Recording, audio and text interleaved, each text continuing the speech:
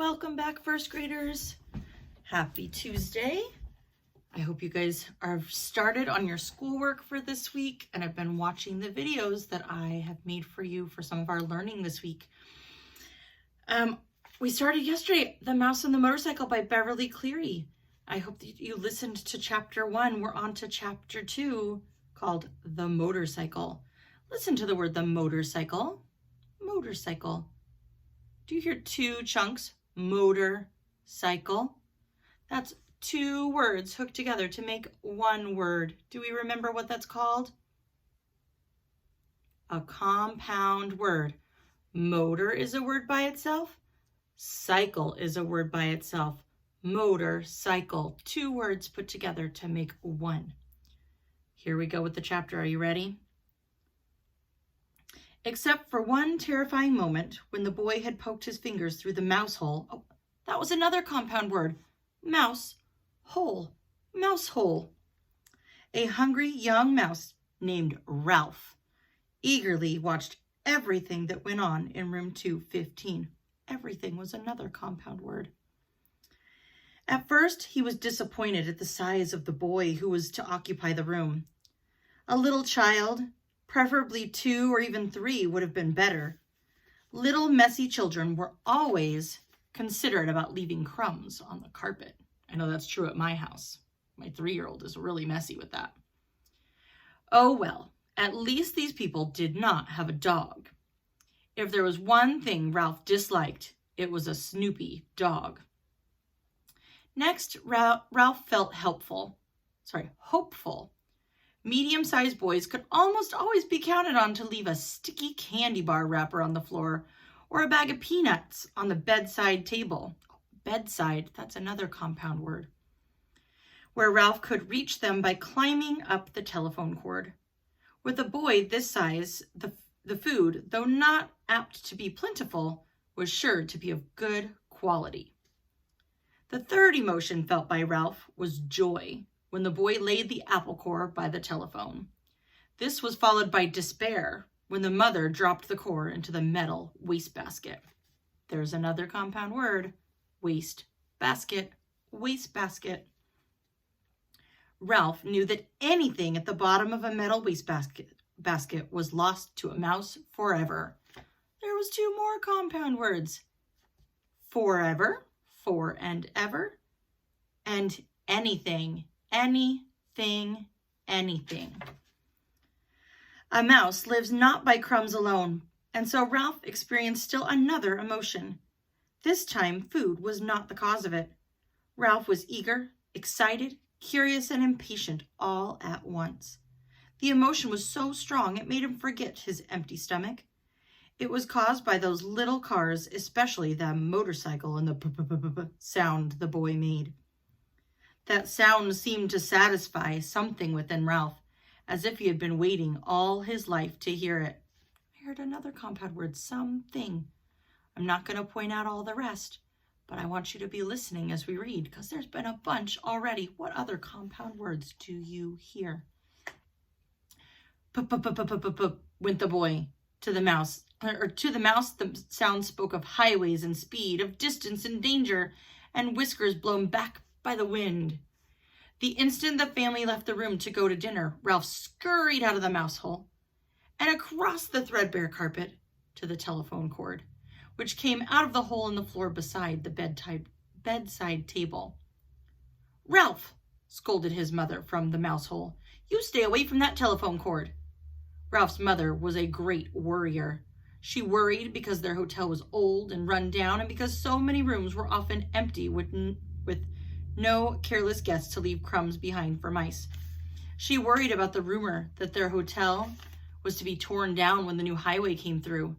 She worried about her children finding aspirin tablets. Aspirin's a medicine.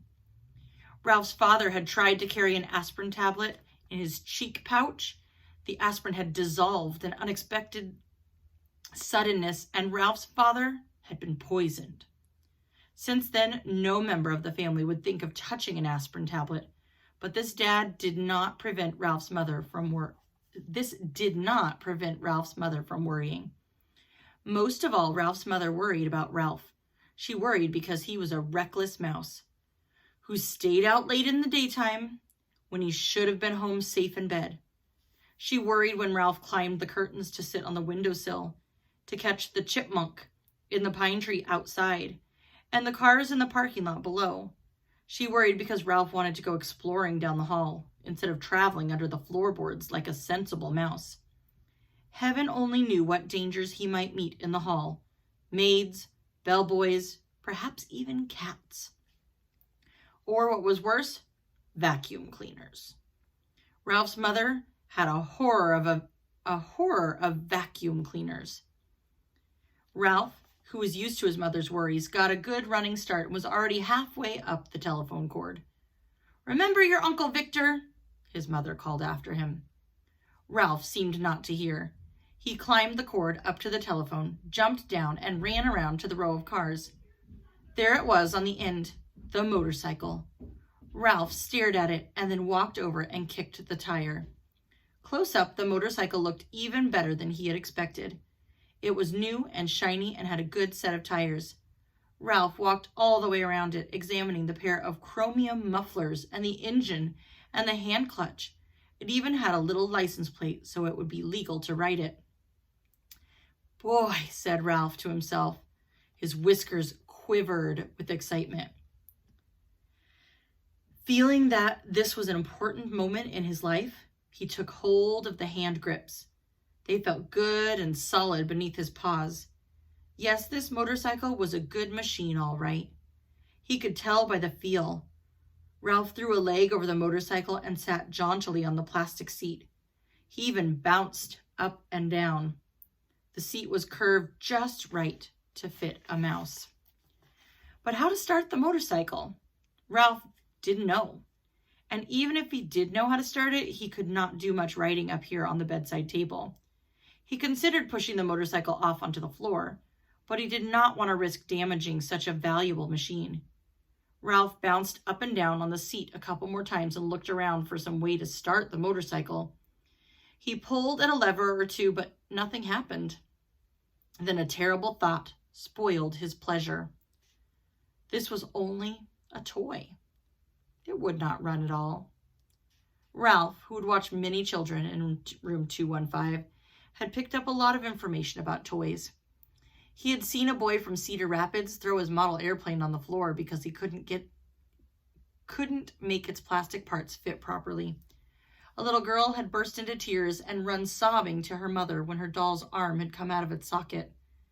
And then there was that nice boy, the potato chip nibbler, who stamped his foot because the batteries kept falling out of his car. But this toy could not be like all those other toys he had seen. It looked too perfect, with its wire spokes and its wheels and its pair of shiny chromium exhaust pipes. It would not be right if it did not run. It just would not be fair. A motorcycle that looked as real as this one had to run. The secret of making it run must be perfectly simple if only Ralph had someone to show him what it was. Ralph was not satisfied with just sitting on the motorcycle. Ralph craved action. After all, what was a motorcycle for if it wasn't action? Who needed motorcycle riding lessons? Not Ralph. He tried pushing himself along with his feet. This was not nearly fast enough, but it was better than nothing. He moved his feet faster along the tabletop and then lifted them up while he coasted. Feeling braver, he bent low over the handlebars and worked his feet still faster toward the edge of the bedside table. When he worked up a little speed, he would coast around the corner. He scrambled to his feet on the tabletop to gain some momentum and to keep going. In a split second, he would steer to the left. At that moment, the bell of the telephone rang half a ring, so close that it seemed to pierce the middle of Ralph's bones. It rang just that half ring, as if the girl at the switchboard realized she had rung the wrong room, and had jerked out the cord before the ring was finished. That half a ring was enough. It shattered Ralph's nerves and terrified him so that he forgot all about steering. It jumbled his thoughts until he forgot to drag his heels for brakes. He was so terrified he let go of the hand grips. The momentum of the motorcycle carried him forward, over the edge of the table, Down, down through space, tumbled Ralph with the motorcycle. He tried to straighten out, to turn the fall into a leap, but the motorcycle got in his way. He grabbed in vain at the air with both paws. There was nothing to clutch, nothing to save him, only empty air. For a fleeting instant, he thought of his poor old Uncle Victor. That was the instant the motorcycle landed with a crash inside the metal wastebasket.